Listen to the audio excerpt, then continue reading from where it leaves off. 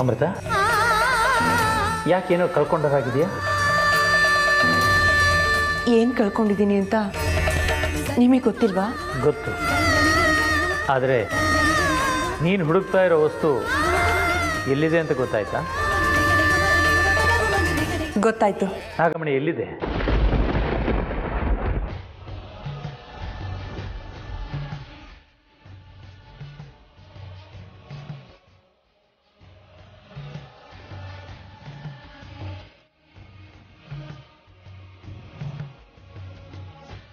ನಿನ್ನ ಅತ್ತೆ ಹತ್ರನೇ ಇದ್ದರೆ ನಿನಗಿನ್ನೂ ಸುಲಭ ಆಯ್ತಲ್ಲ.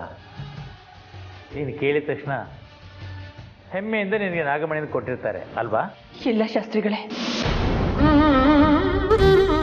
ಅವ್ರಿಗೆ ಬೇಕಾಗಿರೋದನ್ನ ನಾನು ಕೊಟ್ರೆ ನನಗೆ ಬೇಕಾಗಿರೋ ನಾಗಮಣಿನ ಅವ್ರು ಕೊಡ್ತಾರಂತೆ.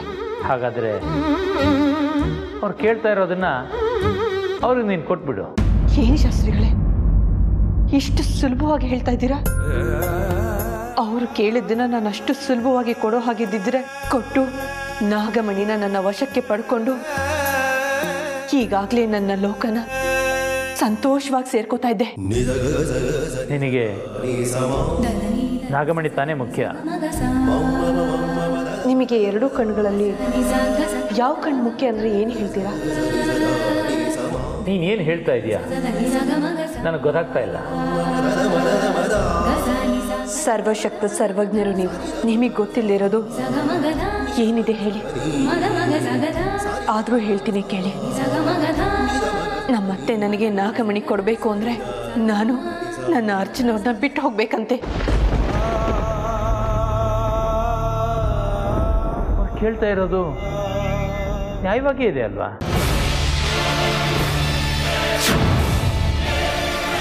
ಶಾಸ್ತ್ರಿಗಳೇ, ನಿಮ್ಮಿಂದ ಈ ಮಾತನ್ನು ನಾನು ನಿರೀಕ್ಷೆ ಮಾಡಿರಲಿಲ್ಲ. ಅರ್ಚನವರು ನನ್ನ ಪಾಲಿಗೆ ಸಂಗಾತಿ, ಗೆಳೆಯ, ಗಂಡ ಎಲ್ಲ.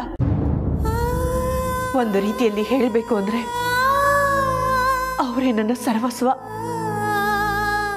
ಅವರೇ ನನ್ನ ಜೀವ. ಅವರು ನನ್ನಿಂದ ದೂರ ಆದರೆ ನಾನು ಉಸಿರಾಡೋ ಶವದಂತೆ ಇರಬೇಕಾಗತ್ತೆ. ಗಂಟು ಕರಗಬಾರ್ದು, ನಂಟು ಉಳಿಬೇಕು ಅಂದರೆ ಹೇಗಾಗತ್ತೆ ಅಮೃತ? ಕೆಲವೊಂದನ್ನು ಪಡ್ಕೋಬೇಕು ಅಂದರೆ ಕೆಲವೊಂದನ್ನು ಕಳ್ಕೋಬೇಕಾಗತ್ತೆ. ನಾಗಮಣಿ ಬೇಕು ಅಂದರೆ ಅರ್ಜುನ್ನ ಬಿಡು, ಅರ್ಜುನ್ ಬೇಕು ಅಂತಾದರೆ ನಾಗಮಣಿನ ಬಿಡು. ಇವೆರಡು ನಿನ್ನ ಮುಂದಿರೋ ಆಯ್ಕೆ. ಅದು ಮಾತ್ರ ಸಾಧ್ಯ ಇಲ್ಲ ಶಾಸ್ತ್ರಿಗಳೇ. ಸಾಧ್ಯ ಇಲ್ಲ ಅಂತ ನೀನು ವಿತಂಡವಾದ ಕೇಳಿಬೇಡ ಅಮೃತ. ನಿಮ್ಮ ಒಂದೇ ಒಂದು ಮಾತಿಂದ ಈ ಸಮಸ್ಯೆ ನಿವಾರಣೆ ಆಗತ್ತೆ. ನನ್ನ ಒಂದು ಮಾತಿಂದ ಹೇಗೆ? ನಿಮ್ಮ ಮಾತು ಅಂದರೆ ನಮ್ಮ ಅತ್ತೆಗೆ ವೇದವಾಕ್ಯ. ಒಂದೇ ಒಂದು ಮಾತು ಹೇಳಿದ್ರೆ ಸಾಕು, ನಾಗಮಣಿನ ನನ್ನ ವಶಕ್ಕೆ ಕೊಡ್ತಾರೆ. ಅಮೃತ, ನಾಗಮಣಿ ಯಾರ ವಶದಲ್ಲಿರುತ್ತೋ ಅವರೇ ಅದರ ಮಾಲೀಕರು. ನಾಗಮಣಿ ಎಲ್ಲಿದೆ ಅನ್ನೋದನ್ನು ಹುಡುಕೋದಕ್ಕೆ ನನಗೆ ಸಹಾಯ ಮಾಡಿ ಅಂತ ನೀನು ಕೇಳ್ಕೊಂಡೆ. ನಾನು ಸಹಾಯ ಮಾಡಿದೆ. ಈಗ ನಾಗಮಣಿ ಪಡ್ಕೊಳ್ಳೋದಕ್ಕೆ ನಾನು ಮಧ್ಯಪ್ರವೇಶ ಮಾಡೋದಕ್ಕೆ ಸಾಧ್ಯ ಇಲ್ಲ.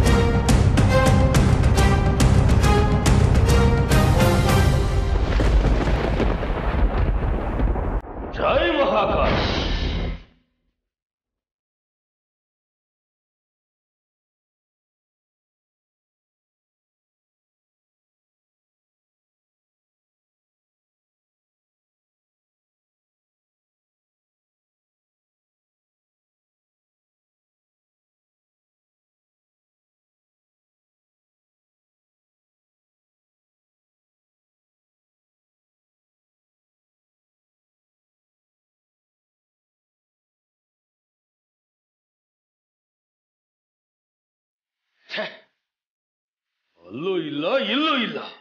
ನಾನು ಛಲದಲ್ಲಿ ಚಾಣಕ್ಯ, ಹಠದಲ್ಲಿ ವಿಶ್ವಾಮಿತ್ರ, ಕೋಪದಲ್ಲಿ ಜಮದಗ್ನಿ ಅನ್ನೋದು ನಿಮಗೆ ಗೊತ್ತಿಲ್ಲ ಅಂತ ಕಾಣಿಸುತ್ತೆ.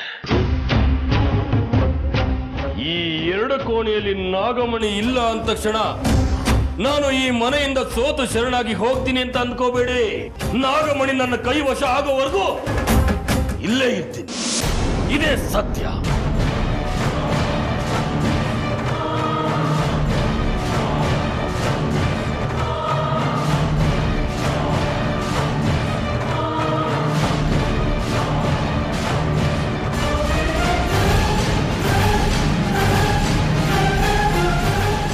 ಬಾಬಾ ಹೇಳ್ದಾಗೆ ನೀನೇನಾದ್ರೂ ಕಾಡು ಹೋಗಿ ನಾಗಮಣಿನ ತಗೊಂಡ್ ಬಂದ್ಯಾ?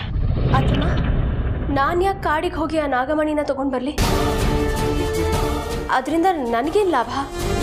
ನೋಡಿ ಹೇಮಾ, ಬಾಬಾ ಯಾವತ್ತೂ ಸುಳ್ಳು ಹೇಳೋದಿಲ್ಲ. ಅವ್ರು ತುಂಬ ನಿಖರವಾಗಿ ಹೇಳ್ತಾ ಇದ್ದಾರೆ. ನಾಗಮಣಿ ನಮ್ಮನೇಲೇ ಇದೆ, ಅದು ನಮ್ಮನೆ ಹೆಣ್ಮಕ್ಳಿಗೆ ಹೋಗಿ ತಂದಿದ್ದಾರೆ ಅಂತ. ನಾನಂತೂ ನಿನ್ನೆ ಮನೆಯಿಂದ ಹೊರಗಡೆ ಹೋಗಿಲ್ಲ. ಏನು ಚಿತ್ರ, ತಲೆನೋವುಂತ ರೂಮಿಗೆ ಸೇರ್ಕೊಂಡವಳು ಇನ್ನೂ ಹೊರಗಡೆನೇ ಬಂದಿಲ್ಲ. ಪಾಪ ಮಣಿ, ಅವಳಿಗೆ ನಾಗಮಣಿ ಏನು ಅಂತಾನೆ ಗೊತ್ತಿಲ್ಲ. ಅಂದರೆ ನೆನ್ನೆ ರಾತ್ರಿ ನೀನೇ ನಾಗಮಣಿನ ತಂದಿರಬೇಕು. ನಿಜನಾ?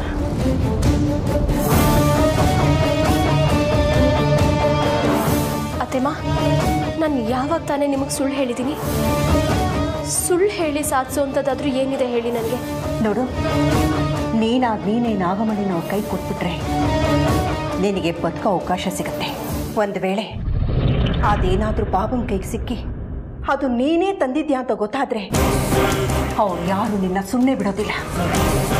ಈ ಮಾತನ್ನ ಚೆನ್ನಾಗಿ ಜ್ಞಾಪಕದಲ್ಲಿಟ್ಕೋ.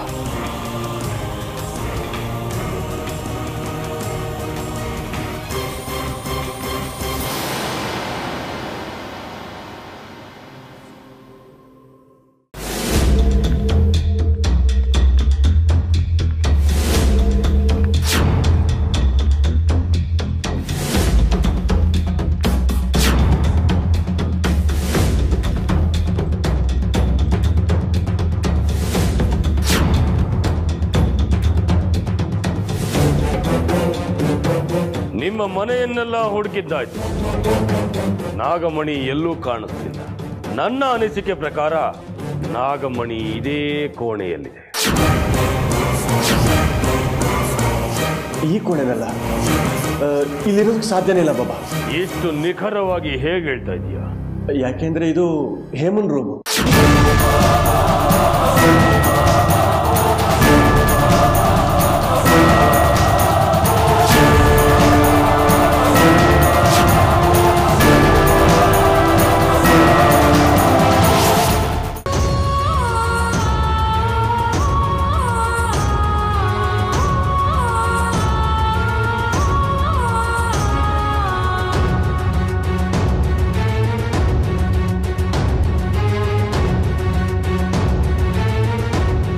ಅಮೃತ ಅವರೇ, ನನ್ನೊಬ್ಬನೇ ಬಿಟ್ಟು ಯಾವ ದೇವಸ್ಥಾನಕ್ಕೆ ಹೋಗಿದ್ರಿ ನೀವು?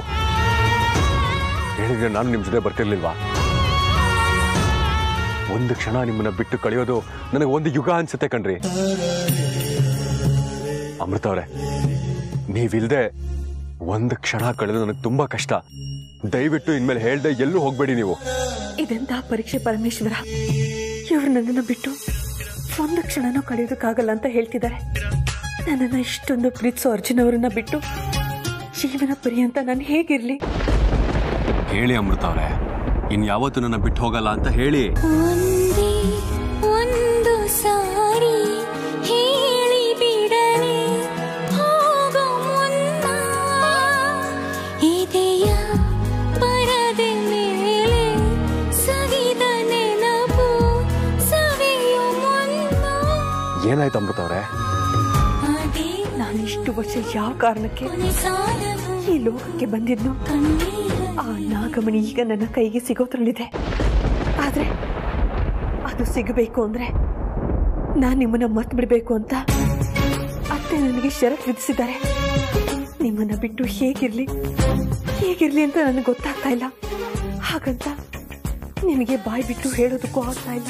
ಅಮೃತ ಅವರೇ, ಇವಾಗ ನಾನು ಏನು ಕೇಳಬಾರ್ದು ಕೇಳಿದೆ ಅಂತ ಈ ರೀತಿ ಅಳ್ತಾ ಇದ್ದೀರಾ? ರಾತ್ರಿ ದೇವಸ್ಥಾನಕ್ಕೆ ಹೋದವರು ಇವಾಗ ಬರ್ತಾ ಇದ್ದೀರಾ. ನಾನು ನಿಮ್ಮ ಜೊತೆ ಬರ್ತೀನಿ ಅಂದ್ರೆ ಕೇಳಲಿಲ್ಲ. ಪ್ರತಿ ಸತಿ ದೇವಸ್ಥಾನಕ್ಕೆ ಹೋದಾಗ್ಲೂ ಏನಾದ್ರೂ ಒಂದು ಚಿಂತೆಯಲ್ಲಿ ಇರ್ತೀರಾ, ಅದನ್ನ ನನ್ನ ಹತ್ರ ಹೇಳೋದೂ ಇಲ್ಲ. ನಿಮ್ಮನ್ನ ಪ್ರತಿ ಕ್ಷಣ ನನ್ನ ಕಣ್ಮುಂದೆನೆ ಇಟ್ಕೋಬೇಕು, ನೆಮ್ಮದಿಯಾಗಿ ಇಟ್ಕೋಬೇಕು ಅನ್ನೋ ನನ್ನ ಆಸೆ ಕಣ್ರಿ. ಅದಕ್ಕೆ ಆ ರೀತಿ ಹೇಳಿದೆ. ನನ್ನ ಬಿಟ್ಟು ಎಲ್ಗೂ ಹೋಗ್ಬಾರ್ದು ನೀವು. ಇನ್ಮೇಲೆ ಎಲ್ಲೇ ಹೋದ್ರು ಬಂದ್ರು ಇಬ್ರು ಒಟ್ಟಿಗೆನೆ, ಸರಿನಾ? ನನ್ನ ಆಸೆ ನೋಡಿ ಅರ್ಜುನವ್ರೆ, ನನ್ನ ಕೊನೆ ಕ್ಷಣಗಳು ಕೂಡ ನೀವು ನನ್ನ ಕಣ್ಮುಂದೆನೇ ಇರಬೇಕು ಅನ್ನೋದು. ಆದರೆ ಏನಾದ್ರೆ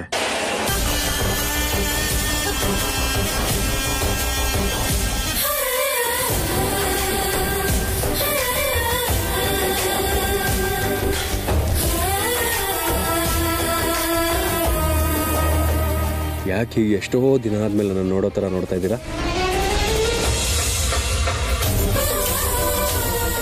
ಏನೂ ಇಲ್ಲ, ಸುಮ್ಮನೆ. ನೀವು ಯಾವುದೋ ವಿಷಯನ ಮನಸ್ಸಲ್ಲಿ ಇಟ್ಕೊಂಡು ಕೊರಗ್ತಾ ಇದ್ದೀರಾ ಅಂತ ನನಗೆ ಅನ್ನಿಸ್ತಾ ಇದೆ. ದಯವಿಟ್ಟು ಅದೇನು ಅಂತ ಹೇಳಿ. ಹೇಳಲ್ವಾ? ಸರಿ ಬಿಡಿ. ನೋಡಿ, ಇನ್ನು ಮುಂದೆ ಬದುಕಿನ ಕೊನೆ ಕ್ಷಣ ಅದು ಇದು ಅಂತ ಹೇಳಬಾರ್ದು, ಸರಿನಾ? ಗಂಡನ್ನ ಕಳ್ಕೊಂಡ ಹೆಂಡತಿಗೆ ಬದುಕಿನ ಎಲ್ಲ ಸವಾಲುಗಳನ್ನ ಎದುರಿಸೋ ಧೈರ್ಯ ಇರುತ್ತೆ. ಆದರೆ ನಾವು ಗಂಡಸರಾಗಿರೋದಿಲ್ಲ ಕಣ್ರಿ. ಯಾಕೆ ಹೇಳಿ? ಎಲ್ಲದಕ್ಕೂ ಕಂಪ್ಲೀಟಾಗಿ ನಿಮ್ಮ ಮೇಲೆ ಡಿಪೆಂಡ್ ಆಗಿರ್ತೀವಲ್ಲ, ಅದಕ್ಕೆ.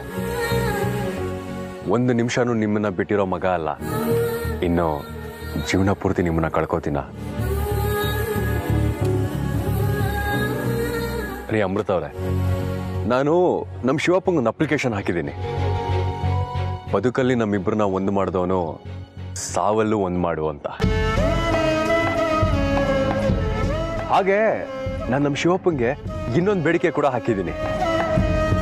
ನನ್ನ ಅಮೃತ ಅವ್ರಿಗಿಂತ ಒಂದು ನಿಮಿಷ ಮುಂಚೆನೆ ಕರ್ಸ್ಕೊಂಡ್ಬಿಡು.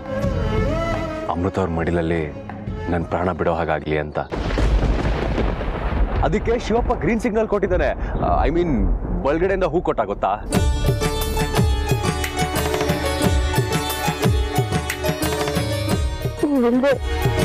ನನಗೆ ಬದುಕಿರೋದಕ್ಕಾಗೋದಿಲ್ಲ ಅರ್ಜುನವ್ರೆ.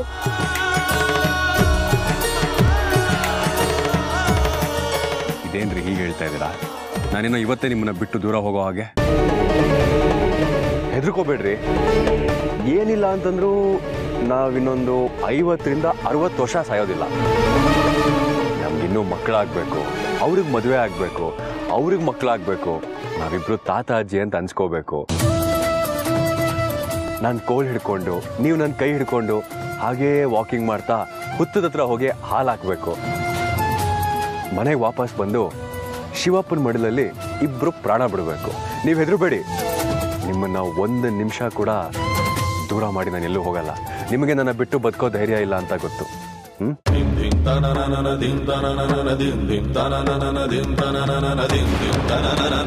ಅಮೃತ ಅವರ ಈ ನಗುವಿನಲ್ಲಿ ಜೀವ ಇಲ್ಲ, ನೋವಿದೆ. ಯಾಕಿರ್ಬೋದು?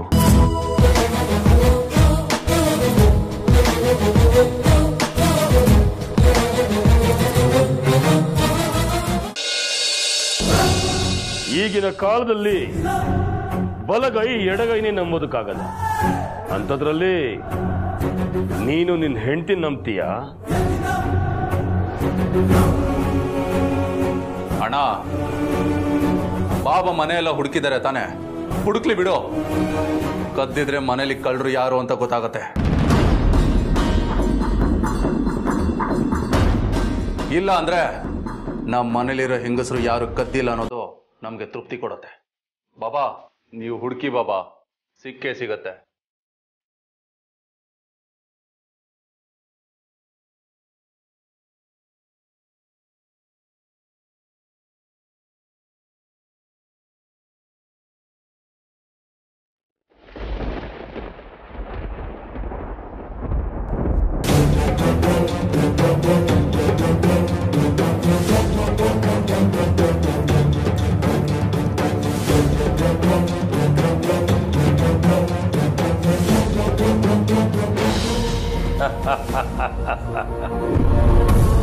ಜೈ ಮಹಾಕಾಲ.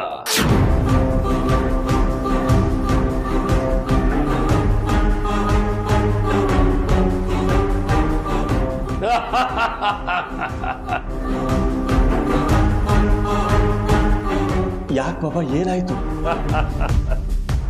ಆಗೋದಕ್ಕೇನಿದೆ, ನಾಗಮಣಿ ಇಲ್ಲೇ ಇದೆ.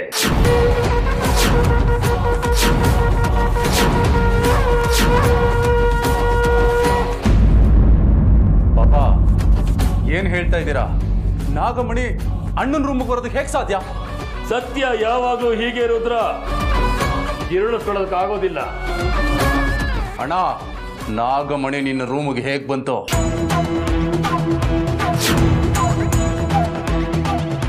ಬಾಬಾ ಹೇಳ್ದಾಗೆ ಒಂದು ಅತ್ತಿಗೆ ತಂದು ಒಳಗಡೆ ಇಟ್ಟಿರ್ಬೇಕು, ಇಲ್ಲ ನೀನೇ ನಮಗೆಲ್ಲ ಕಣ್ಣಿಗೆ ಮಣ್ಣಿರ್ಚಿ ಒಳಗಡೆ ತಂದಿಟ್ಟಿರ್ಬೇಕು.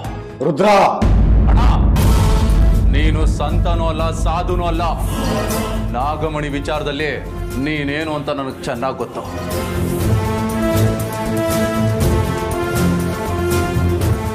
ಏ ಮೂರ್ಖ ರುದ್ರ, ನಾಗಮಣಿ ಹೊರಗೆ ಬಂದಾಗ ಇವನು ನಮ್ ಜೊತೆಲಿ ಇದ್ದಾನದನ್ನು ಮರೆತು ಬಿಟ್ಟ.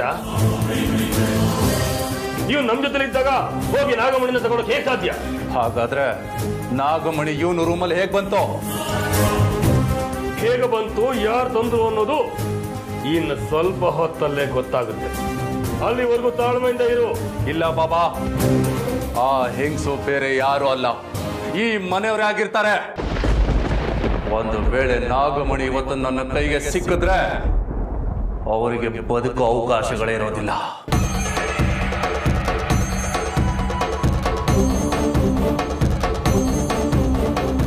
ನಾಗಮಣಿಯಿಂದ ಇಷ್ಟೆಲ್ಲ ತೊಂದರೆ ಆಗುತ್ತೆ ಅನ್ನೋದು ಗೊತ್ತಾಗಿದ್ರೆ ನಾನು ನಾಗಮಣಿನ ತರ್ತಾನೆ ಇರಲಿಲ್ಲ. ನಾಗಮಣಿ, ನೀನು ಅಲ್ಲಿರೋದು ಗೊತ್ತಾದ್ರೆ ನನ್ನ ಪ್ರಾಣಕ್ಕೆ ಸಂಸ್ಕಾರ ಇದೆ. ನೀನು ಅಲ್ಲಿ